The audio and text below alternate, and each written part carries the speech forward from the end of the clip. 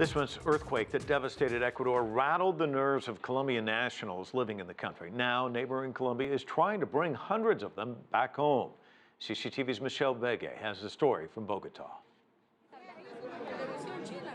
30-year-old dentist Arlet Brito had been living in Ecuador 13 years when the 7.8 magnitude earthquake on April 16th. She lost her dentistry office and her home. This is why she decided to come back to Colombia with her family and start a new life. During the earthquake, I reacted like a desperate woman. I ran out to the street screaming with my daughter in my arms because I didn't know where to go. I felt total despair. Arlet was on the latest Colombian Air Force flight to Bogota that carried Colombian nationals who lost everything in the earthquake. Foreign Minister says so far, 550 Colombians have repatriated to their mother country to rebuild their lives. Tami Argüelles was living with her husband in Ecuador for the last 4 years, where he worked at a hotel.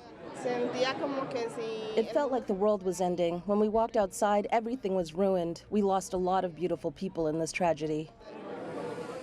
Officials tell us there is one more scheduled flight that will bring home around 80 Colombian search and rescue personnel that have been helping in relief efforts. Right now, we don't know where the next flight will be. We need to wait until the search and rescue operations finish their work, or when Ecuador tells us they don't need the team anymore. Aid has been flown in from Colombia and neighboring countries to help Ecuadorians who not only lost schools, roads, bridges, and buildings, but more than 650 human lives. Realmente es un choque emocional. It hits you emotionally because you see your neighbors affected, people who are left with nothing. So it is on the training to help the victims.